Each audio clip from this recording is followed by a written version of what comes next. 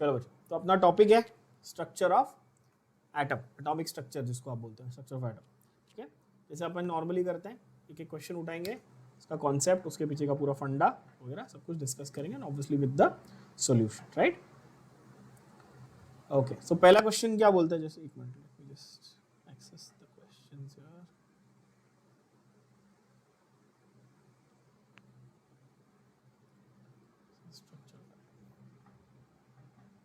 या पहला क्वेश्चन बोलता है number of electrons, protons, neutrons in Lu, Lu is lutetium 71 175 is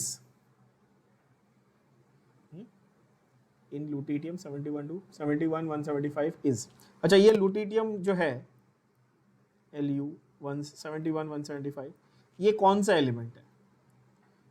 Lu 71 और 175, ये एक्चुअली आपके, आप सबने ये नाम सुना हुआ लैंथेनाइड सीरीज, यस, और लैंथेनॉइड सीरीज। ये लैंथेनॉइड सीरीज का, ठीक है, लैंथेनॉइड सीरीज का जो पहला मेंबर है ना 58 और लास्ट मेंबर है 71, ये दो आपको याद रखना है। पहला वाला मेंबर है लैंथेनम, कौन सा है? लैंथेनम। अच्छा, 57 नंबर लैंथेनम है, तो आप बोलोगे सर 57 जो है उधर से अपन गिनेंगे तो ये 15 एलिमेंट्स हो जाता है, 57 58 59 60 61 और 10, ये तो 15 मेंबर हो जाते हैं। तो लैंथेनम जो है ना उसको भी हम लोग गिनते हैं, बट एक्चुअली नंबर जो है वो 58 to 71 है। ध्यान से सुनना मैं क्या बोल रहा हूँ, please pay very close attention to what I am saying. Number 57 कौन सा है बच्चों? लैंथेनम है। कौन सा? La, यानी लैंथेनम है। नंबर 58 है सीरियम, क्या नाम है? Ce, क्या नाम है? सीरियम। और नंबर 71 है ये लुटिटियम, ठीक है। Easy way to remember is Lalu, है ना, लालू, ऐसे याद रखना, सबसे आसान तरीका है। 57 से 71 जाएगा, लैंथेनम से लुटिटियम। अब ये जो लुटिटियम है इसका नंबर है, इसका नंबर है 71 से लेके 71 और एटॉमिक नंबर है, और 175 इसका एटॉमिक मास है। Now we know that atomic number denotes what. अपन को एलिमेंट को लिखते हैं, सपोज एलिमेंट E है तो ऊपर लिखते हैं A, नीचे लिखते हैं Z, तो Z का मतलब नंबर ऑफ इलेक्ट्रॉन्स भी होता है, नंबर ऑफ प्रोटॉन्स भी होता है, यस और नो? तो 71 इसका नंबर ऑफ इलेक्ट्रॉन्स भी हो गया, प्रोटॉन्स भी हो गया, तो आंसर तो क्लियरली आ गया आपको सीधा सीधा।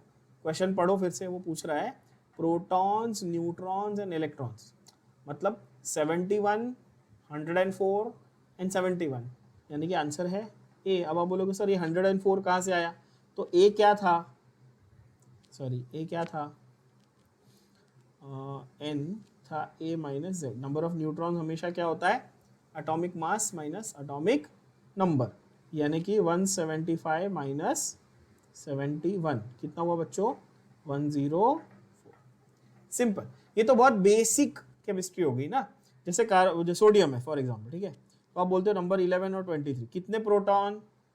11, कितने electron? 11, same, proton electron always same. Number neutron कितने? 23 माइनस 11 कितने हुए? 12। ऐसे करते हो आप, है ना। तो इस तरह से अपने को ये, मतलब ये बहुत इजी क्वेश्चन हो गया, ये नीट 2020 अभी बस पिछले साल आया हुआ क्वेश्चन, ठीक है, आपके सामने आपको दिख रहा है, बहुत ही इजी क्वेश्चन। आंसर क्या आएगा? ऑप्शन ए, ठीक है। एक्स्ट्रा इन्फॉर्मेशन क्या याद रखनी थी कि ये लैंथेनॉइड सीरीज का आखिरी एलिमेंट है, ठीक है। दूसरा वो बोलता है, नेक्स्ट क्वेश्चन, सेकंड क्वेश्चन देखो, आइसो इलेक्ट्रॉनिक। ऑनेस्टली स्पीकिंग, अगर मैं आपको बोलूं कि इस चैप्टर में से आपके कौन से टाइप का क्वेश्चन रिपीट होने की या आने की गारंटी है, तो वो ये टाइप का क्वेश्चन है, आइसो इलेक्ट्रॉनिक। आप सिर्फ देखेंगे कितने, पहले 5 में से 4 क्वेश्चन आइसो इलेक्ट्रॉनिक, आप ध्यान से अपनी स्क्रीन की तरफ देखो। सेकंड क्वेश्चन में आइसो इलेक्ट्रॉनिक आया, थर्ड क्वेश्चन में बोलता है आइसो इलेक्ट्रॉनिक, फोर्थ क्वेश्चन में बोलता है आइसो इलेक्ट्रॉनिक, फिफ्थ क्वेश्चन बोलता है not iso electronic. Iso electronic वाला है जो क्वेश्चन है वो इस चैप्टर में से 9 आउट ऑफ 10 बार आया हुआ है। तो इस चैप्टर में से ये जो आइसो इलेक्ट्रॉनिक वाला फंडा है, यही क्वेश्चन आपका रिपीट होने के 99% चांसेस हैं, और सबसे ज्यादा चांसेस है कि यही टाइप का क्वेश्चन आपको रिपीट होगा। तो आपको सिर्फ आइसो इलेक्ट्रॉनिक का फंडा क्लियर कर लेना है बच्चों, ठीक है ना। तो पहले फंडा क्लियर कर ले कि आइसो इलेक्ट्रॉनिक ये वर्ड का मतलब क्या होता है। क्या होता है iso sorry very sorry iso electronic, इस वर्ड का मतलब क्या है, नाम से ही पता चल जाएगा। आइसो इलेक्ट्रॉनिक का मीनिंग क्या हुआ बेटा? तो वो हुआ बच्चों सेम नंबर ऑफ इलेक्ट्रॉन्स। क्या हुआ? Same number of electron. जो भी स्पीशीज आपको दी हुई है उसमें से आपको सेम नंबर ऑफ इलेक्ट्रॉन्स वाले ढूंढने हैं।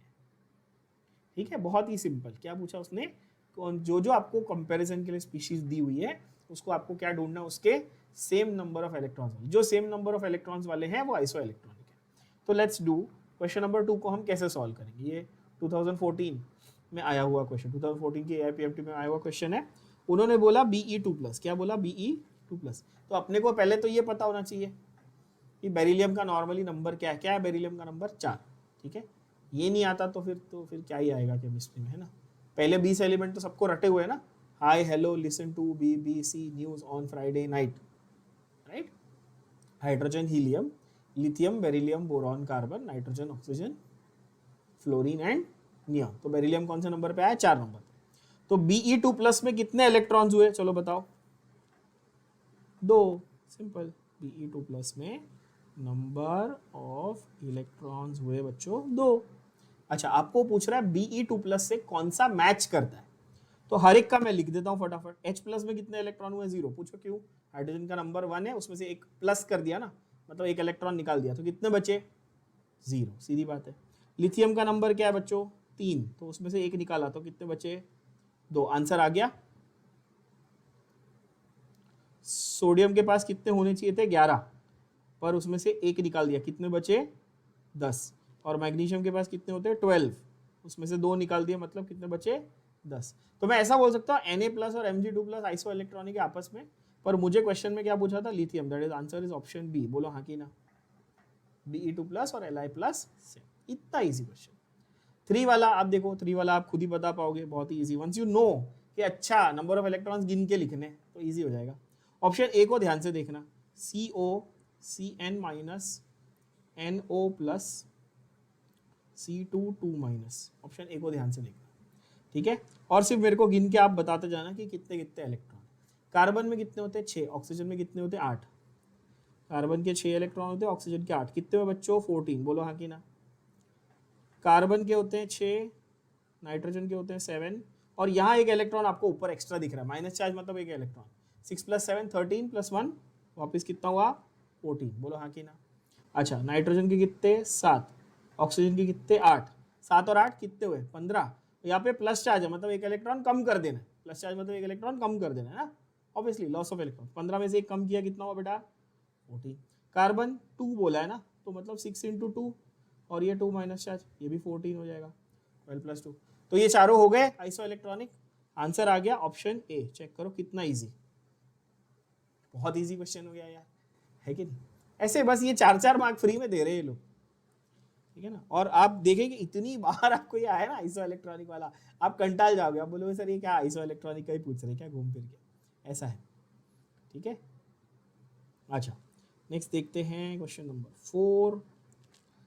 Which of the following is iso electronic with CO का। CO में कितने इलेक्ट्रॉन बच्चों बोलो, कार्बन का 6, ऑक्सीजन का 8, कितना हुआ, 14 इलेक्ट्रॉन। यस, तो इनमें से कौन सा वाला CO से आइसो इलेक्ट्रॉनिक है, बताओ मुझे। Cn- में देखो कितने हो गए, कार्बन के 6, नाइट्रोजन के 7, और एक माइनस चार्ज यानी कि 14 इलेक्ट्रॉन। तो आंसर तो आ गया ऑप्शन ए। बाकी कंफर्म कर ले रॉन्ग क्यों है। N2+, 7 और 7 14, लेकिन प्लस साइन मतलब 13 इलेक्ट्रॉन, बोलो हाँ कि ना। तो ये तो रॉन्ग हो गया। सेम वे N3-, O2-, ये सब में अलग अलग नंबर आएंगे, ठीक है ना। इस तरह से देख लेना हमको, तो हमारा आंसर सीधा आ जाता है Cn-। Very simple. 5th question देखो, नॉट आइसो इलेक्ट्रॉनिक पूछा। 5th को ध्यान से देखना, नॉट आइसो इलेक्ट्रॉनिक पूछा, मतलब किसका नंबर सेम नहीं आ रहा है, ये पूछा वो। अब सेम फंडा है फिर से। O2- में चेक कर लो, O2-, मतलब ऑक्सीजन का तो 8 इलेक्ट्रॉन होता है, और 2 माइनस चार्ज, मतलब कितना हो बेटा, 10 electron. Correct, 10 electron. 2 minus charge है, 8 इलेक्ट्रॉन प्लस और 2 इलेक्ट्रॉन, तो 10 इलेक्ट्रॉन हुए। ठीक है, अब इसमें से कौन सा वाला नॉट आइसो इलेक्ट्रॉनिक है, तो चारों ऑप्शन देख लेते हैं हम लोग फटाफट। ठीक है, एक है हमारा थैलियम, Tl, है ना, थैलियम। दूसरा है सोडियम, अच्छा Tl+ है, ओके। फिर N3- है, फिर F- है। ये तो बहुत इजी हो गया यार, मेरे को ये आंसर बाय एलिमिनेशन आ जाएगा। अगर आपको थैलियम का नंबर नहीं भी पता, थैलियम का नंबर नहीं भी पता, वैसे बाय द वे कौन सा है, थैलियम का नंबर 81 होता है, ठीक है ना, मैंने पी ब्लॉक में बताया था 81 होता है, ठीक है। हमने एक तरीका किया था ना, बैंगन, आलू, गाजर इन थैली, मैंने एक ट्रिक बताई थी ग्रुप 13 की, है ना, बैंगन, आलू, गाजर इन थैली, और उसमें हमने बोला था बोरॉन नंबर 5 है, एल्यूमिनियम 13 है, गैलियम जो है वो 31 है, इंडियम जो है वो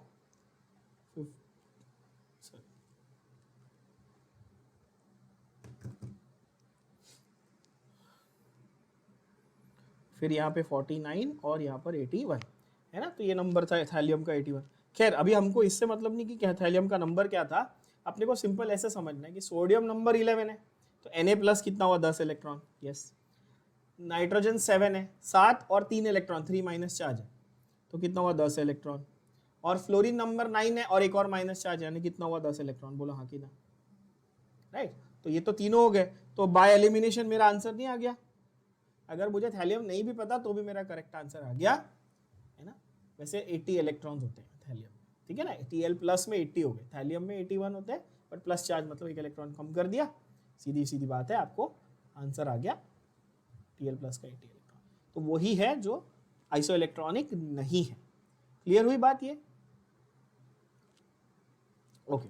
अब नीट 2019 का एक बहुत ही टिपिकल क्वेश्चन है, क्या बोलता है ये देखो, विच ऑफ द फॉलोइंग, अब ये बोर्स मॉडल, जब हम लोग बोर्स मॉडल पढ़ते हैं एटॉमिक स्ट्रक्चर का, तो उसमें अपन ये देखते हैं कि नील्स बोर जो थे, उन्होंने स्पेक्ट्रोकेमिकल स्टडी की थी। स्पेक्ट्रम क्या होता है, स्पेक्ट्रम बेसिकली क्या होता है, जैसे एक आपके पास एक क्या बोलेंगे उसको, स्क्रीन है, स्क्रीन पे जो एनर्जी वेव्स हैं उनका पैटर्न जब ऑब्टेन किया जाता है तो उसको आप स्पेक्ट्रम बोलते हो, ठीक है। ये एक्चुअली फंडा फिजिक्स में ज़्यादा आता है, ठीक है।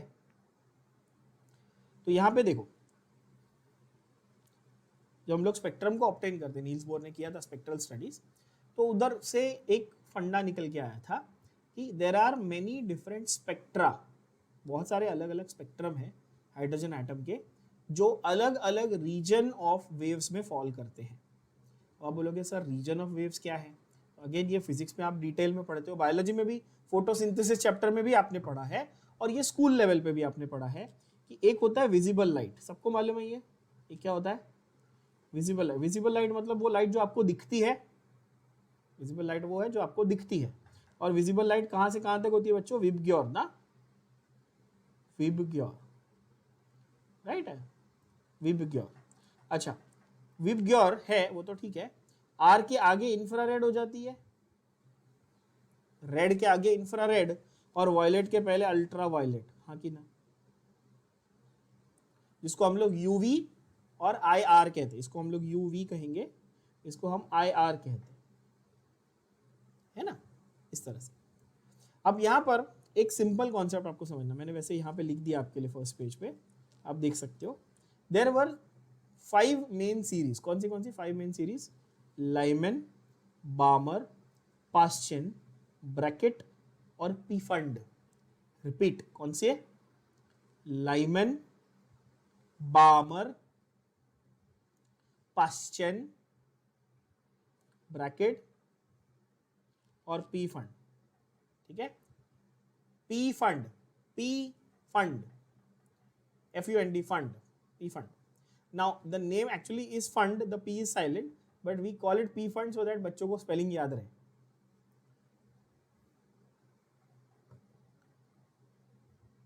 लाइमेन, बामर का L silent, we call it Balmer, Balmer, Paschen, bracket and P fund, ठीक है। अच्छा, अब ध्यान से एक चीज सुनना और समझना, 5 अलग अलग सीरीज है। आसान तरीका क्या है याद करने का, LBP, इजी, L फिर B और फिर P और P, रिपीट, है ना। तो Lyman, Balmer, Paschen, bracket, P fund, ठीक है। इन सब में से जो सेकंड नंबर की है, सेकंड नंबर की कौन सी है, सेकंड नंबर की कौन सी है, बामर, सेकंड नंबर की कौन सी है, बामर। ये एक ही ऐसी सीरीज है जो आपकी विजिबल स्पेक्ट्रम में आती है, यानी कि जिसके कलर आपको दिखते हैं। ध्यान से सुनना, बामर एक ही ऐसी सीरीज है जो कहाँ आती है आपकी विजिबल स्पेक्ट्रम, यानी कि जिसको आप देख सकते हो। फिर से देख लो मैंने क्या लिखे है सीरीज, मैंने लिखा लाइमन बामर ब्रैकेट सॉरी पास्चन फिर ब्रैकेट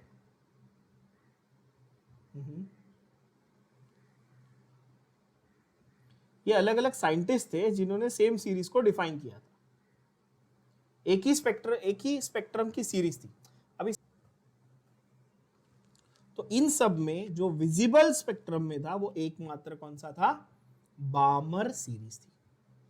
लाइमन वाला जो है वो यूवी लाइट में यूवी स्पेक्ट्रम मतलब यूवी रेंज में चला गया, वायलेट से ऊपर, वायलेट से पहले। और पास्चन ब्रैकेट और पी फंड ये तीनों कहां चले गए, सॉरी ये तीनों कहां चले गए, ये चले गए इंफ्रारेड रीजन में। हमको इंफ्रारेड भी दिखता नहीं है, अल्ट्रावायलेट भी दिखता नहीं है, क्या दिखता है, विजिबल वाला दिखता है। अब क्वेश्चन 6 को देखो, आंसर बताओ, easy answer is obviously option C, that is Balmer series. और यही सबसे ज्यादा बार मतलब सीरीज के बारे में ये सबसे पॉपुलर क्वेश्चन, ठीक है, कि भाई कौन सा वाला स्पेक्ट्रम विजिबल रीजन में आया, कौन सा आया, बामर स्पेक्ट्रम, बामर सीरीज का स्पेक्ट्रम विजिबल रीजन में आया। ठीक है, बहुत सिंपल। कोई पूछेगा कि स्पेक्ट्रम क्या होता है, सिंपल भाषा में समझाओ, तो बोलने का भाई वेव्स का जो पैटर्न आता है ना, जैसे अच्छा तुमको अगर कोई, जैसे अब तुम स्टूडेंट हो 11वीं में 12वीं में पढ़ रहे हो, तुमको उतना समझ में नहीं आता, हायर लेवल फिजिक्स एकदम बेसिक समझना है। बारकोड देखा है, बारकोड ऐसे line line line line line line होती है, बस वैसा अगर इमेजिन करो एक स्क्रीन पे ऐसा पैटर्न आया, तो पैटर्न को बोलने का स्पेक्ट्रम। वो लाइन थोड़ी दूर दूर भी हो सकती है, थोड़ी नजदीक नजदीक भी हो सकती है, सिंपल बात हो गई, उसी को बोलने का स्पेक्ट्रम। ठीक है, नेक्स्ट वो बोल रहा है भाई calculate the energy corresponding to wavelength of 45 nanometer. 45 nanometer की वेवलेंथ है, इसकी एनर्जी कैलकुलेट करो। उसने आपको प्लैंक्स कांस्टेंट भी दिया है, स्पीड ऑफ लाइट भी दिया, सब कुछ तो दिया हुआ है सारा तो आंसर दिया हुआ है, सिर्फ कैलकुलेशन करना है आपने। ठीक है, सिंपल। देखो यहाँ पे तो प्लैंक नाम, आपको हिंट क्या दे दिया उसने क्वेश्चन में, प्लैंक, तो आप प्लैंक्स इक्वेशन यूज करेंगे। क्या यूज करेंगे बच्चों, प्लैंक्स इक्वेशन। और प्लैंक्स इक्वेशन क्या देता है अपने को, प्लैंक्स इक्वेशन देता है एनर्जी ऑफ अ वेव। ये एक वेव आ रही है, उस पानी की वेव नहीं भाई, इलेक्ट्रोमैग्नेटिक वेव, इलेक्ट्रोमैग्नेटिक वेव आ रही है, तो उसकी कितनी एनर्जी है, सिंपल भाषा में इलेक्ट्रोमैग्नेटिक वेव आ रही है तो उसकी, उस वेव की कितनी एनर्जी है, किस पे डिपेंड करेगा भाई, उसकी वेवलेंथ पे डिपेंड करेगा, है ना। तो अभी आप लोग फिजिक्स में एक चैप्टर पढ़ते हो जिसका नाम है optics, wave optics, ray optics, ऐसा पढ़ते हो ना, उसमें ये सारा चीज आपको और डिटेल में भी पढ़ाया जाता है कि वेवलेंथ क्या होती है एंड एवरीथिंग। ठीक है, तो सिंपल भाषा में अपन समझते हैं, ये प्लैंक्स कांस्टेंट वर्ड दिया है तो हम लोग प्लैंक्स इक्वेशन यूज करेंगे। प्लैंक्स इक्वेशन क्या है, E is equal to h c by lambda, E is equal to h c by lambda. अच्छा देखो, तुम क्वेश्चन को ध्यान से देखो, तुमको H दिया है, आप बोलोगे हाँ, C दिया है, आप बोलोगे हाँ, लैम्डा यानी कि वेवलेंथ दिया है, हाँ, तो एनर्जी निकाल लोगे। बोलो वाह सर कितना डिफिकल्ट क्वेश्चन है यार। तो 6.6 इंटू 10⁻34। अच्छा भाई देखो वो JS लिखा है ना, बहुत सारे बच्चे एक सिली मिस्टेक करते हैं, उसको जूल्स पढ़ते हैं, it is joule second, J और S अलग लिखा है, ध्यान से क्वेश्चन को देखना, आपकी स्क्रीन पे आपको दिख रहा होगा, है ना बच्चों, JS है ना, जूल सेकेंड। ओके, तो ये है स्पीड ऑफ लाइट कितनी थी बच्चों, 3 × 10⁸ मीटर्स पर सेकेंड। यस टेल मी, है ना। And what else was given, 45 nanometer. What is 1 nanometer? 45 nanometer is 10⁻⁹ metre होता है। एक नैनोमीटर कितना होता है, 10⁻⁹ होता है। ठीक है, तो जरा सिंप्लीफाई कर लेते हैं इसको, 3 1 जा 3 15 जा 3 1 जा 3 15 जा, और 3 5 जा, और 3 2.2 जा। Yes, so 2.2 divided by 5, into 10 के पावर को सब ये कर लो, 10⁻⁻34 इंटू 10⁸8 इंटू ये -9 को ऊपर लेके जाता हूँ, 10⁹ कर देता हूँ। क्लियर है सब बच्चों को? इजी। तो 8 और 9 कितना हुआ, 8 और 9 17, 34 मतलब 10⁻⁻70 है ना। और 22 इसको 22/5 कर लूँ और इसको 10⁻18 कर लेता हूँ। Easy calculation. और 22/5 तो आपको आता ही है, 5 4 ज़ा 20 और 4.4 into 10⁻18। Check what is the answer. Answer क्या है बच्चों? Option D, that is your correct answer. कितना easy, simple calculation. Planck's equation आपको याद रख लेना है, दैट इज E = hc/λ। ये इक्वेशन सिंपल है, प्लैंक्स इक्वेशन हर जगह यूज होता है। किसी भी वेव की एनर्जी निकालने के लिए आपके पास इक्वेशन है E = hc/λ। ठीक है बच्चों, नेक्स्ट पे जाएंगे। सेम क्वेश्चन रिपीट है, देखो 2013 में। ठीक है, अब वो बोलता है, यहां पे उल्टा है, इसने आपको स्पीड ऑफ लाइट दी है, प्लैंक्स कांस्टेंट दिया है और वेवलेंथ पूछी है, वेवलेंथ पूछी है, जहां पर आपको बोल रहा है क्या बोलते हैं अपना फ्रीक्वेंसी दी है लाइट की, यानी कि न्यू, और फ्रीक्वेंसी के साथ साथ उसने दिया है आपको प्लैंक्स कांस्टेंट, स्पीड, फ्रीक्वेंसी। इस फ्रीक्वेंसी के करस्पॉन्डिंग वेवलेंथ पूछी है, इस फ्रीक्वेंसी के करस्पॉन्डिंग क्या पूछा है, वेवलेंथ पूछा है। भाई वो बोल रहा है मतलब कि फ्रीक्वेंसी 6 × 10⁻15 पर सेकेंड है, तो वेवलेंथ कितनी है, ऐसे वो पूछ रहा है। तो यहाँ तो और आसान हो जाता है, और भी आसान हो जाता है क्वेश्चन, क्योंकि वेवलेंथ इंटू फ्रीक्वेंसी, ये याद रखना किसी भी लाइट वेव के लिए क्या है, wavelength into frequency is equal to speed of light. Simple, क्या लिखेंगे आप लोग, wavelength into frequency is equal to speed of light. बच्चों सिंपल फॉर्मूला है। अब ये कहां से आया, कैसे आया, समझो। Wavelength is lambda, frequency is nu, समझे, wavelength is lambda, frequency is nu. थोड़ा सा ध्यान से देख के समझ लेना। ये देख रहे हो आप, c/λ, देखो c/λ, ये जो c/λ है ना, यही होता है न्यू, यानी कि फ्रीक्वेंसी, समझ रहे हो, c/λ is new, that is frequency. तो c becomes new into lambda, बोलो हाँ कि ना। बस वही तो मैंने लिखा है, वही तो मैंने लिखा है। मतलब मुझे h की जरूरत नहीं थी, h उसने मेरे को कंफ्यूज करने के लिए दिया। जो बच्चे को ये बेसिक फॉर्मूला नहीं पता, वो सोचेगा कि h का कहीं यूज हो रहा है। एक्चुअली h का कहीं यूज ही नहीं है इस क्वेश्चन में। अगर आप देखो तो मुझे लैम्डा निकालने को बोला है, फ्रीक्वेंसी दी है और स्पीड ऑफ लाइट भी दिया है क्वेश्चन में, देखो है ना। अच्छा, और एक और अच्छी चीज, उसने मेरे को पहले से कन्वर्जन भी करके दिया है। उसने मेरे को स्पीड ऑफ लाइट भी नैनोमीटर पर सेकंड में दी है। अगर वो डिफिकल्ट बनाना होता तो क्वेश्चन को मीटर देता और फिर एक्सपेक्ट करता कि आप उसको नैनोमीटर में कन्वर्ट करो। यहाँ पे वो भी नहीं किया, करके दिया आपको। क्वेश्चन को ध्यान से देखना, आपको नैनोमीटर ही क्वेश्चन पूछा है, और जो स्पीड ऑफ लाइट है, देखो आपको वेवलेंथ भी नैनोमीटर में पूछी है बच्चों, आपको दिख रहा है यहाँ पे, और स्पीड ऑफ लाइट भी नैनोमीटर में दी है। कितना इजी, कोई कन्वर्जन ही नहीं करना है आपने, सिर्फ डायरेक्ट आंसर आ जाएगा ना। तो आप बताओ लैम्डा की वैल्यू क्या आएगी, आप बोल सकते हो c/न्यू।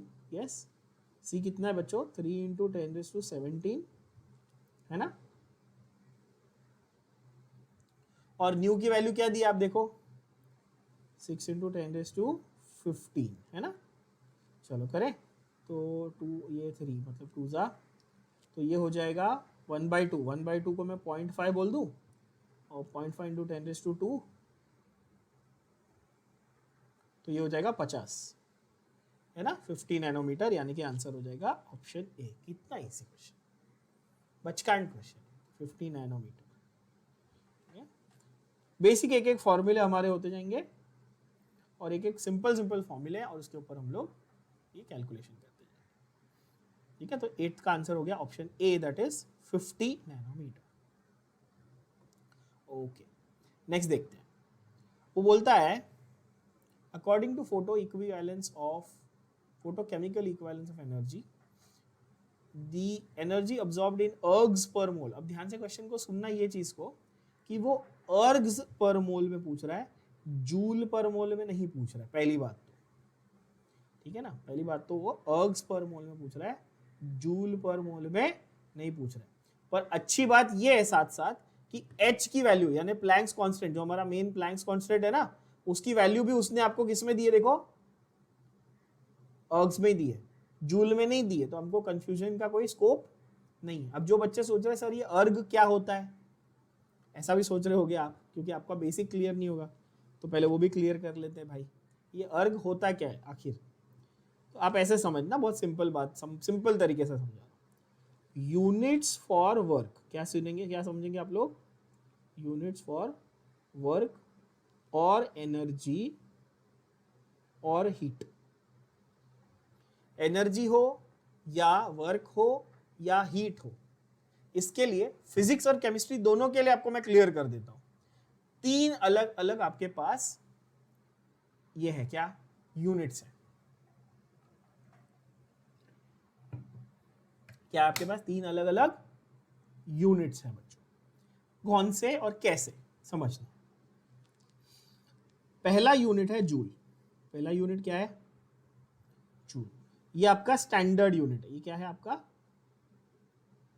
स्टैंडर्ड, एसआई यूनिट बोलते हो ना आप जिसको, SI standard units, international system, international बोलते हैं अपन, है ना, फ्रेंच लोग उसको सिस्टम इंटरनेशनल बोलते हैं। तो international system standard unit, that is joule. Okay, joule का छोटा भाई है अर्ग। जूल का छोटा भाई क्या है, अर्ग। ठीक है, 1 जूल इज इक्वल टू 10⁻⁷ अर्ग्स। क्या है, जैसे किलोमीटर का छोटा भाई मीटर, उसका छोटा भाई सेंटीमीटर, ऐसे करते हैं ना अपन कन्वर्जन, वैसे यहां पे जूल, जूल का कन्वर्जन मतलब 10⁻⁷ अर्ग्स। 10⁻⁷ समझते हो कितना हुआ, 10⁻⁵ मतलब 1 लाख, 10⁻⁶ मतलब 1 मिलियन, 10 लाख, 10⁻⁷ मतलब 1 करोड़। 1 करोड़ अर्ग मिलाओगे तो 1 जूल मिलेगा। तो अर्ग बहुत छोटा हुआ ना, 1 करोड़ अर्ग एनर्जी मिलाओगे तो 1 जूल एनर्जी बनी। सब में समझ में आया। 1 जूल 10⁻⁷ अर्ग, ये वो आपका यूनिट नंबर 1। ठीक है, जूल और अर्ग समझो, ये आपका यूनिट नंबर 1। ठीक है, तो जूल और अर्ग को मैं साथ में लिखता हूं, इसको एक ही गिनता हूं मैं, क्योंकि ये एक दूसरे का इंटर कन्वर्जन है, ये अलग नहीं है कुछ, ये एक ही है समझो। फिर हम लिखते हैं एक कैलोरी। क्या लिखते हैं, एक कैलोरी, तो सबको मालूम है, इजी है, 4.18 जूल। अच्छा, 1 करोड़ अर्ग मिला है तो 1 जूल मिला, 1 करोड़ अर्ग मिला 1 जूल मिला। ऐसा 4.18 जूल मिलाया तो 1 कैलोरी मिली। सिंपल। तो कैलोरी उससे बड़ी, अर्ग बहुत छोटा और बहुत सारे अर्ग मिलाए, जूल मिला। फिर 4.18 मतलब ऑलमोस्ट 4.5 4.25 जूल मिलाए तो 1 कैलोरी मिली, तो कैलोरी भी उससे बड़ी। कैलोरी हम लोग नॉर्मली हीट मेजर करने के लिए यूज करते हैं, फिजिक्स में आपने बहुत की होगी, कैलोरी मीटर, स्पेसिफिक हीट, ऐसे वर्ड्स यूज किए होंगे, है ना। या खास करके जो डाइट कॉन्शियस लोग हैं आप में से, तो वो लोग देखते हैं अच्छा इसमें ये खाने में इतनी कैलोरी, वो खाने में इतनी कैलोरी, है ना। वो कैलोरी बेसिकली क्या है, वो यूनिट ऑफ एनर्जी। अच्छा, कैलोरी का भी एक और ऊपर दूसरा एक बाप है, वो है 1 dm³ बार। क्या है, पुराने टाइम में इसको लीटर एटमॉस्फेयर कहा जाता था। dm³ इज लीटर और bar is unit of pressure. पहले एटमॉस्फेयर यूज करते थे, अभी क्या यूज करते हैं, बार। ये 100 जूल के बराबर, किसके बराबर है, 100 जूल के बराबर। सोचो 100 जूल के बराबर, है ना। तो 1 करोड़ अर्ग से 1 जूल मिलता है, और उसको और 100 से मल्टीप्लाई कर दो तो वो 1 dm³ बार बनता है। इतनी एनर्जी, समझ रहे हो बात को। तो यूनिट तो क्लियर हो गए, 4 यूनिट थे हमारे, पता 4 नहीं, एक्चुअली 3 ही बोलूंगा मैं, जूल, कैलोरी और dm³ बार, और जूल का छोटा भाई है अर्ग। अब क्वेश्चन को फिर से देखो, वो बोलता है लॉ ऑफ फोटोकेमिकल इक्विवेलेंस भाड़ में जान दो, ना ही एनसीईआरटी में कहीं दिया, ये वर्ड दिया ही नहीं है फोटोकेमिकल इक्विवेलेंस, वो छोड़ दो। आप सिर्फ फोकस करो इस पे, किस बात पे, कि भाई आपको H की वैल्यू दी है, C की वैल्यू दी है, और number of Avogadro number of particles की वैल्यू दी है ना। एक मोल में कितने पार्टिकल होते हैं, है कि नहीं, एक मोल में इतने पार्टिकल होते हैं। एनर्जी आपको ढूंढने को उसने बोला है, बोलो हाँ कि ना। हाँ, अच्छा, तो एनर्जी का मैंने फॉर्मूला क्या बताया था प्लैंक्स इक्वेशन में, याद करो, अभी बताया था, E is equal to h c by lambda, है ना। अब वो बोल रहा है भाई ये पर मोल बताओ, तो मैं ऐसा बोलूं कि भाई ये एक मोल के लिए जब अप्लाई करना है तो मैं इसको एवोगैड्रो नंबर से मल्टीप्लाई कर दूंगा, बोलो हाँ कि ना। सिंपल बात होगी, इजी। मैं क्या करूंगा, एवोगैड्रो नंबर से मल्टीप्लाई कर दूंगा, आंसर आ गया। एच कितना था 6.6, वैल्यू देखो क्वेश्चन में कितनी दी है 6.6 इंटू 10⁻⁻27। अब आप बोलोगे सर पहले तो यहाँ पर कुछ और वैल्यू दी थी, हाँ देख लो फिर से, वो भी क्लियर कर देता हूँ। यहाँ पे -34 दी थी क्वेश्चन में, कौन से वाले, सेवन्थ वाले में, सेवन्थ वाला क्वेश्चन देखना, सेवन्थ वाले में 10⁻⁻34 दी थी, पर मैंने यहाँ पे क्या बोला, वो जूल में थी, यहाँ पे क्या है अर्ग में है, तो 34 से 7 कम -27 हुई, बोलो हाँ कि ना। इजी, क्योंकि 10⁻⁷ का कन्वर्जन भी तो देखना पड़ेगा ना। तो ये क्वेश्चन में नहीं भी दिया होता तो आपको जज करते आता, ठीक है। सी का वैल्यू क्या दिया है, सिर्फ सब्सटीट्यूशन है बच्चों, 3 इंटू 10⁸ एवोगैड्रो का वैल्यू क्या आप बता सकते हो, 6.02 t into 10⁻23 and last is obviously अब पूरा क्या है divide by lambda, lambda, yes. चलो फाइनल कैलकुलेशन करके देखें क्या आएगा, बताएंगे बच्चों। तो 6.6 इंटू 3 इंटू 6.02 इंटू 10⁻23 -27 कितना हुआ, -27 और 23 मतलब -4 + 8 मतलब 4, है ना, 10⁻⁴ the whole thing upon lambda. Lambda की वैल्यू मेरे को दी नहीं है ना, तो मैं लैम्डा ही रखूंगा, और चारों ऑप्शन देखो तो चारों ऑप्शन में भी नीचे लैम्डा एज इट इज है, वैल्यू की जरूरत ही नहीं है, वैल्यू दी होती तो मैं सब्स्टिट्यूट कर लेता, आंसर आ जाता। खैर just do the math 6 6 36 3 33 96 108 108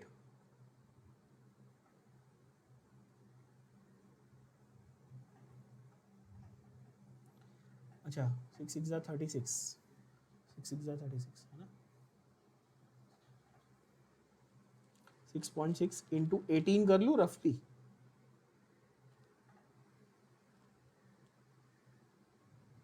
upon lambda into 10⁻⁴।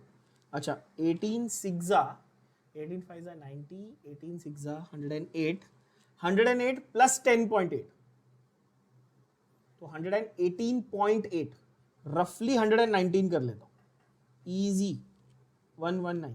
जितने लोगों को कैलकुलेशन नहीं समझा ध्यान से सुनना, मैंने 18 को 6 से मल्टीप्लाई किया और 0.6 से भी मल्टीप्लाई किया, समझा। ये ट्रिक समझो, ये बहुत सिंपल मैथमेटिक्स की ट्रिक है, ये मेरे जैसे गरीब जो मैथ्स में है ना वो करते। मेरे को 18 इंटू 6.6 करना था, तो मैंने 18 6 108 किया और फिर मैंने उसको 10.8 कर दिया क्योंकि 0.6 था ना, और दोनों को ऐड कर दिया, मेरा आंसर आ गया। समझे कि नहीं समझे, ये शॉर्टकट तरीका है, शॉर्टकट ये सिंपल, ये हमारा हिंदी वाला मैथ्स है, गाँव वाला, है ना। तो 18 इंटू 6.6 आपका आता है रफली 118.8 टू बी प्रिसाइज, तो 119 आ गया इंटू 10⁻⁴ अपॉन लैम्डा। तो ऐसा कर दूं 1.19 इंटू 10⁻, कितना आ जाएगा बच्चों, कैलकुलेशन में कुछ मिस्टेक की मैंने दिया, sorry I made a mistake here in the 10 का power, please correct that, I didn't pay attention to that. ये 10⁻10 आएगा, तो यहाँ पर 10⁻6 आ जाएगा, ये 10⁻8 आ जाएगा। क्यों आया ये, क्यों 10⁻10 क्यों, क्योंकि अर्ग्स में दिया है, तो अर्ग्स है तो सेंटीमीटर में आता है ना, और क्वेश्चन में बरोबर दिया है उन्होंने, देखो सेंटीमीटर में, मैंने घाई करके 10⁸ ले लिया। हाँ, अगर जूल रहता तो मीटर ऑब्वियसली, क्योंकि स्टैंडर्ड यूनिट, और अर्ग है तो सेंटीमीटर, है ना। तो आंसर आएगा ऑप्शन, क्या आया, option A. Option A is your correct answer. Option A is your correct answer. 1.19 into 10⁸ by lambda। ये मस्त question. Okay, next is energy E1 and E2 of two radiations are 25 electron volt and 50 electron volt। EV का मतलब क्या है, electron volt. The relation between the wavelengths are, कितना easy। ये तो basic physics या बेसिक मैथमेटिक्स से solve होता है। मुझे बताओ E was equal to hc by lambda, बोलो हाँ कि ना। तो कैन आई से E is inversely proportional to lambda, बोलो हाँ कि ना। तो कैन आई से E1 by E2 is equal to λ1 by λ2 बच्चों। समझा मैंने क्या बोला, बहुत इजी है। जब वो इनवर्स प्रोपोर्शन है, सॉरी इनवर्स प्रोपोर्शन, λ2 by λ1 उल्टा है ना, इनवर्स प्रोपोर्शन है। E1 by E2 is λ2 by λ1, क्यों, क्योंकि इनवर्स प्रोपोर्शन था। आप बोलोगे ठीक है, E1 E2 की वैल्यू आपको दी है क्या, E1 E2 की वैल्यू क्वेश्चन में दी है। हाँ, E1 की वैल्यू कितनी दी है 25, इसकी वैल्यू कितनी दी है 50, λ2 by λ1 is this much, cancel cancel 2, 1 by 2 is equal to λ2 by λ1।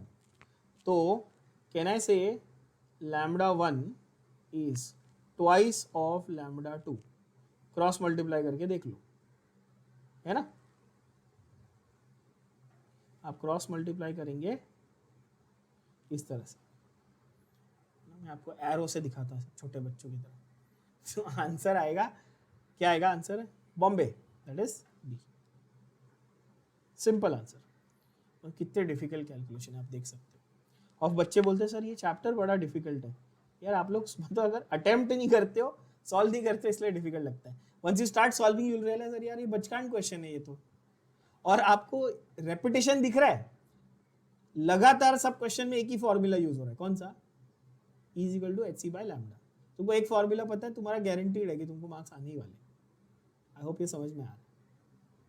फिर से देखो 11th क्वेश्चन, 11th क्वेश्चन में एक बहुत ही नया फॉर्मूला यूज हो रहा है बच्चों, बहुत ही नया फॉर्मूला। क्या है पता है, E is equal to hc by lambda। ठीक है, क्वेश्चन को पढ़ो, आपको खुद ही समझ में आ जाएगा कि फॉर्मूला कौन सा यूज करना है। क्या दिया उसने, प्लैंक्स कांस्टेंट। अरे तुमको प्लैंक्स कांस्टेंट दे दिया यार, स्पीड ऑफ लाइट c दे दिया, और वेवलेंथ पूछ रहा है। क्या ये same question same to same हुआ कि नहीं हुआ, कौन सा 8th वाला जो डी 2013 का क्वेश्चन है और 11th वाला जो 2003 का क्वेश्चन है, वो लगभग सेम हो गया कि नहीं हो गया बच्चों। क्वेश्चन ध्यान से देख लो। Can you solve this on your own, चलो ट्राई करो, आप खुद से सॉल्व करेंगे। E is equal to hc by lambda. ठीक है, क्या मुझे एक्चुअली h की जरूरत है, क्वेश्चन नंबर 8 में मैंने h यूज किया था क्या, नहीं, पूछो क्यों। ना ही उसने मुझे एनर्जी दी है, ना ही मुझे h की जरूरत है। मुझे सिंपली क्या करना था, wavelength into frequency is equal to c। Question को देखो और मेरे सॉल्यूशन को देखो, क्या लिखा था हमने बच्चों, देखो wavelength into frequency is speed of light, yes, c is equal to lambda into nu. क्या क्वेश्चन को पढ़ो, क्या आपको फ्रीक्वेंसी दी है, हाँ। क्या आपको c का वैल्यू दिया है, हाँ। क्या आपको उसने लैम्डा ढूंढने को बोला है, हाँ। बताओ लैम्डा की वैल्यू क्या है, लैम्डा की वैल्यू है c by nu, that is 3 into 10⁸ upon 8 into 10⁻15। 3 by 8 कितना हुआ, 8 2 जा 24 होता है ना, सॉरी 8 3 जा 24, तो 0.3 60, तो 8 8 जा 58, 8 8 जा 56, 0.38, नीचे से 15 ऊपर गया 10⁻⁻7, तो 3.8 इंटू 10⁻⁻8 है ना बच्चों। 3.8 इंटू 10⁻⁸ So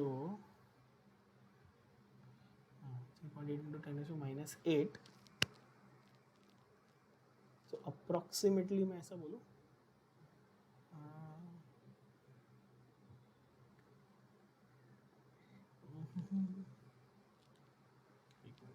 क्वेश्चन को फिर से देख लेते हैं. 15 और 8, कैलकुलेशन में कुछ गड़बड़ है क्या? 3/8 बराबर 8. तो इसको मैं कर लेता हूँ 30, इसको कर लेता हूँ 10⁻7, चलो है ना, बाय 8, इसको कर लेता हूँ 10⁻15. ठीक है, मैंने क्या किया, उसका 10⁻8 का एक जीरो यहाँ ले लिया कैलकुलेशन में आसानी करने के लिए. तो ये 3.8 इंटू 10⁻⁻8, तो ये हुआ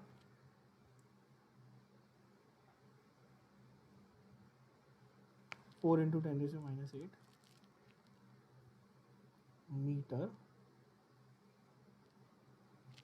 4 into 10⁻⁻8 meter. Close to, close to 3.8 आया ना मेरा आंसर, तो क्लोज टू 4 हो गया, देख लो. और इसको अब ध्यान से सुनना, उसने क्वेश्चन में पूछा आपको नैनोमीटर में कन्वर्ट करने के लिए, तो मैं बोलूँ 40 इंटू 10⁻⁹ मीटर, यानी कि 40 नैनोमीटर बोलूँ, 40 नैनोमीटर बोलूँ. अब 40 को मैं ऐसा लिखता हूँ 4 इंटू 10⁻1 नैनोमीटर. समझे बच्चों? 4 इंटू, उसने आपको कंफ्यूज करने के लिए 4 इंटू 10⁻1 ऐसा दिए, 4 इंटू 10⁻1 यानी 4 इंटू 10 यानी 40 नैनोमीटर के बराबर है, यानी कि आंसर आता है option C, same to same. Next question देखेंगे बच्चों. अगेन ओहो, इसमें भी बहुत नया फॉर्मूला एक यूज हो रहा है अपने लिए. क्वेश्चन को देखेंगे. ई और लैम्डा जब सी की वैल्यू दी है, कौन सा फॉर्मूला यूज होगा बच्चों? E इज इक्वल टू hc/लैम्डा. हमें कैसे पता चलेगा ये वाला फॉर्मूला यूज करना है? क्योंकि हम बेवकूफ नहीं है, हमें पता है कि क्वेश्चन में E दिया है, H दिया है, C दिया है, तो एक ही फॉर्मूला लग सकता है, E H C. और वो क्या ही पूछेगा भाई, तुमको वेवलेंथ ही पूछेगा ना, और क्या ही पूछ लेगा वो यार, लैम्डा पूछेगा. बोलो आकिदा hc/E. चलो कैलकुलेशन करो. 6.6 into 3 into 10⁻⁻34 into 10⁻8 upon, energy की वैल्यू कितनी दी बच्चों? 3.03 दिया ना, इंटू 10⁻⁻19 दी हुई है ना. Even if you get the approximate value, you will get, because 65, 656, मतलब 10 के पावर का पूरा गेम है, इसमें सिली मिस्टेक नहीं करना. 10 के पावर में सिली मिस्टेक नहीं करना. बाकी तो कैलकुलेशन करने की जरूरत भी नहीं, आंसर तो सभी की वैल्यूज ही सेम है. 10 के पावर को ध्यान से देख लें जरा. 10⁻⁻34 प्लस 8 और -19 ऊपर गया, क्या बन गया? +19. यस, तो 19 और 8 कितना हुआ? 19 और 8, 19 और 8 कितना हुआ? 27. और 34 में से 27 निकाला तो ऊपर क्या बचा?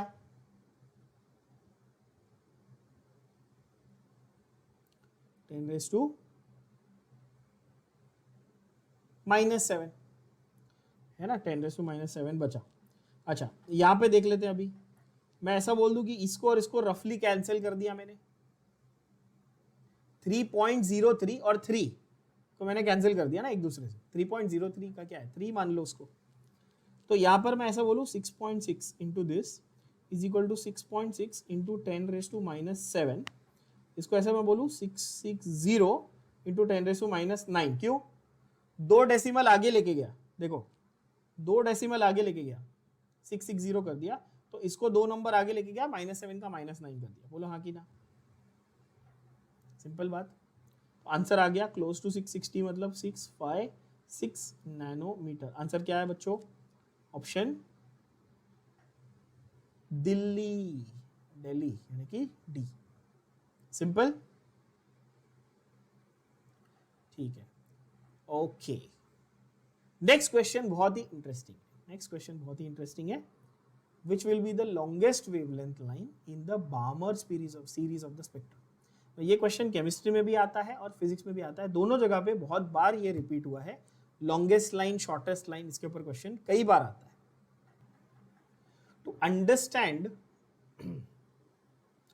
To understand this question, that question number 13, वैसे ये 1996 में आया, आप देख सकते हो, बहुत पहले आया था, बट फिर से ये पूछने के चांसेस हैं। As I said, specially considering NEET students, आपको फिजिक्स और केमिस्ट्री दोनों में काम आएगा, तो ये जानना सीखना आपके लिए अच्छा है और ज़रूरी है। ठीक है, मैं ज़रा जूम कर देता हूँ आपके लिए इसको। You should be able to see it on your screen in big this thing. Okay, आपको आपकी स्क्रीन पे जो अभी फॉर्मूला दिख रहा है, सिंपल सा एक फॉर्मूला आपको देख सकते हो, वो बोल रहा है न्यू बार। पहली बात तो वो जो वी जैसा दिख रहा है, ये ग्रीक लेटर क्या है? न्यू। कौन सा ग्रीक लेटर है? N U, nu. ठीक है, और न्यू के ऊपर मैंने एक डंडी बनाई हुई है, that is called nu bar. So nu bar is equal to 109677, ये कांस्टेंट है, into 1/n1 square minus 1/n2 square. ठीक है, अब ये n1 n2 ये क्या है, ये 109677 क्या है, ये सब जरा समझते हैं, पहले समझो, एक एक करके word by word, concept bye concept जाएंगे। ये जो न्यू बार है, ये जो न्यू बार है, इसको हम लोग बोलते हैं वेव नंबर। क्या बोलते हैं बच्चों? अच्छा, मैंने आपको अभी थोड़ी देर पहले लैम्डा समझाया था, वो वेव लेंथ थी, एक वेव की लेंथ, एक वेव की लेंथ। वेव लेंथ मैंने आपको सिखाया अभी कि वो वेव की लेंथ है। वेव नंबर उसका उल्टा है। वेव नंबर क्या है? उसका एग्जैक्टली उल्टा है। आप इतनी सिंपल सरल भाषा में समझो, ओवर कॉम्प्लिकेट नहीं करने का, ओवर कॉम्प्लिकेट मत करो। क्या हुआ, इसको मैं ऐसा बोल दूं 1/λ, अब आप इजीली समझ पाओगे। लैम्डा वाज वेवलेंथ, उसका उल्टा यानी रेसिप्रोकल बिकम्स वेव नंबर। समझ में आया?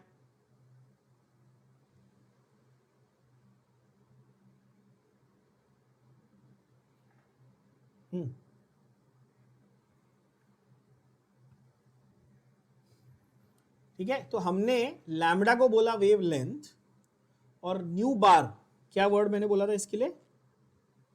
न्यू बार को मैंने बोला वेव नंबर। ओवर कॉम्प्लिकेट नहीं करना है, सिंपल क्या समझना है, वेव लेंथ और वेव नंबर एक दूसरे के क्या है?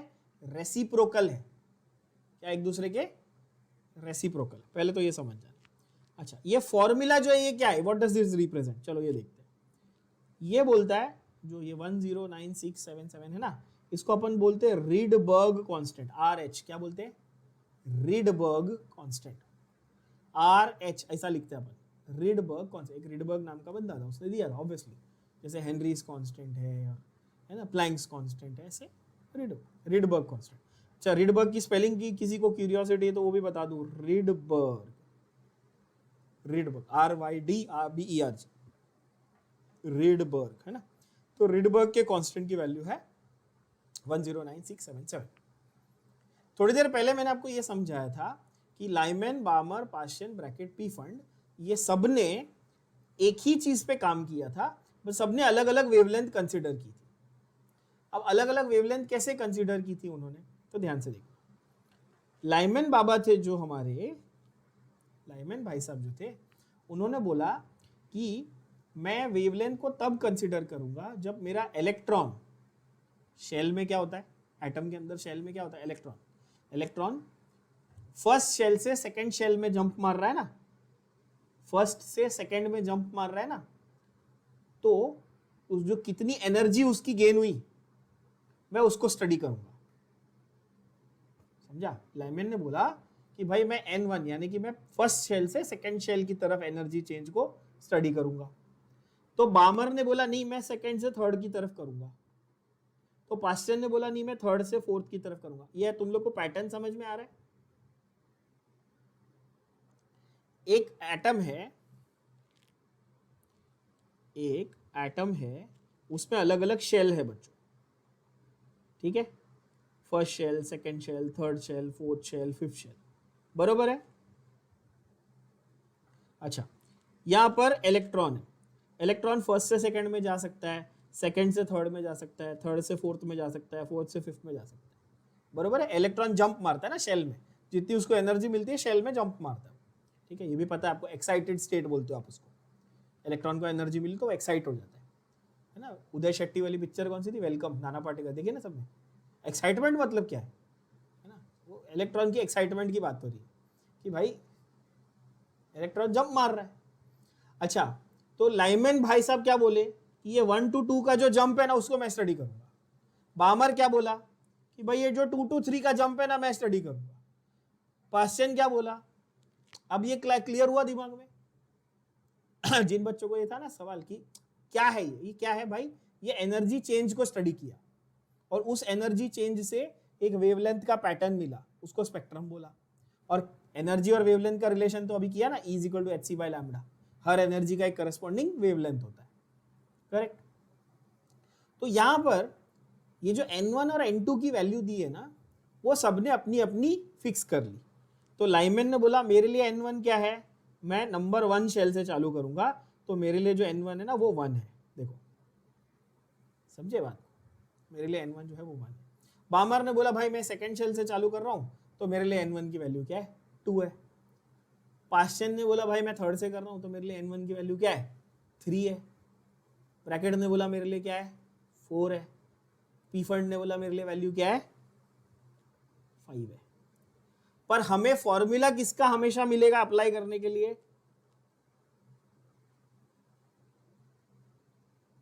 क्यों, क्योंकि यही अकेला जो है हमको जो दिखता है हम वही पढ़ेंगे ना, सीधी बात है यार।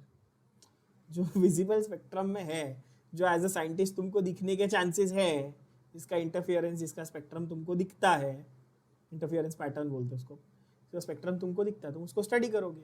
तो उसमें तुम बताओ तुम्हारी n1 की वैल्यू क्या हुई, 2, n2 की वैल्यू क्या हुई, 3। करेक्ट बात है। आई होप ये बात सबको समझ में आई। अब 13 क्वेश्चन को ध्यान से पढ़ना बच्चों, ये आपको बैकग्राउंड समझ में आ गया। अब 13 क्वेश्चन को पढ़ना और देखना हम लोग कहां पे ये सारे लॉजिक को अप्लाई करने वाले। बहुत ही इंटरेस्टिंग होने वाला, देखना मजा आएगा।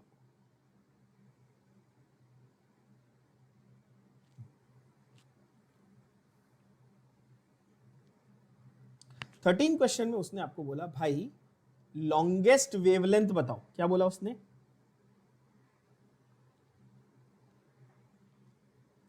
Longest wavelength.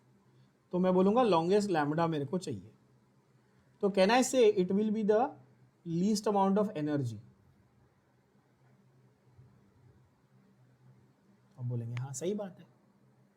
अच्छा, फॉर बामर सीरीज, ध्यान से सुनना, for Balmer series n1 is always equal to 2, fix कर दिया मैंने। लाइमैन के लिए पहला था n1 इज इक्वल टू 1, बामर के लिए 2, पास्चन के लिए 3, ब्रैकेट के लिए 4, पीफंड के लिए 5, चलते जाएगा। तो बामर के लिए n1 is equal to 2। What should I take as n2, सबसे छोटा डिफरेंस 2 से 3, सबसे छोटा डिफरेंस, क्लियर। तो मुझे इतना पता चल गया कि अच्छा n1 is equal to 2, n2 is equal to 3, ठीक है। What was the, can I say 1 upon lambda was my wave number।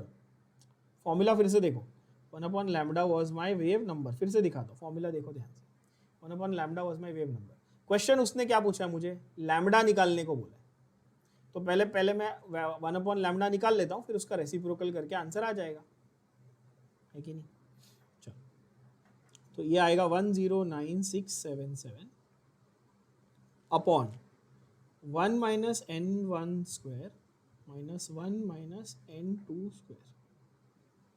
Clear, क्या है इसका आंसर, सब्स्टिट्यूशन करके देखेंगे। 109,677 upon 1 upon 1 square minus 1 upon 1 upon 2 square minus 1 upon 3 square. इसका मतलब 1 upon lambda की वैल्यू है 109,677 into 1 upon 4 minus 1 by 1 by 4 minus 1 by 9। Fraction कैसे करते हैं अपन solve, so here it will be 109,677 upon 5 by 36, yes मतलब 9 माइनस 4 अपॉन 36, 5/36। अब ये बड़ा ट्रिकी कैलकुलेशन हो जाता है, बहुत ट्रिकी कैलकुलेशन, क्योंकि बड़ा नंबर है प्लस 5/36 आपके पास ये फ्रैक्शन के फॉर्म में है ना। और आंसर्स भी आप देखेंगे तो 546, 656, 566, 556 बहुत क्लोज आंसर्स हैं, right. So you have to be very careful of how you're going to get the calculation right here. The formula is simple, the substitution is easy. The calculation is the tricky part in this question. I'll tell you the simplest way to make this calculation easy. Think. Okay, think of it this way. Approximation कर रहा हूं मैं. 109,677 unit 10, 100, 1000, 10,000, 1 lakh. कितने digit है? 6 digit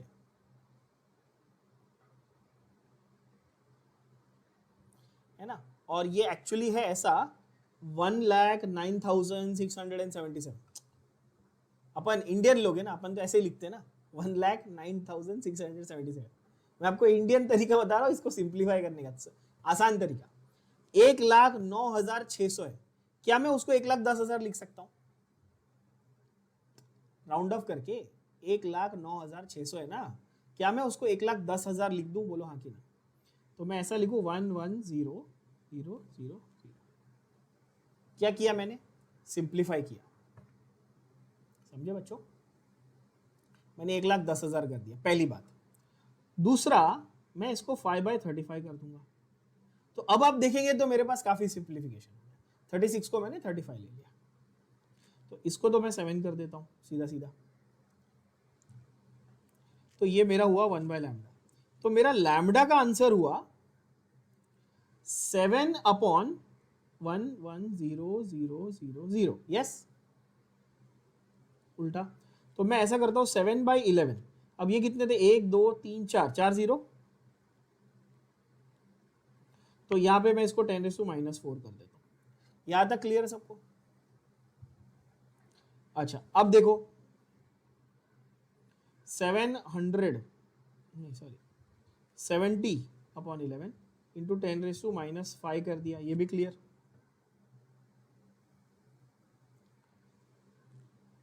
11 6 जा 66, 11 4 जा 6.4 into 10⁻⁻⁵, 640 into 10⁻⁻7 है ना.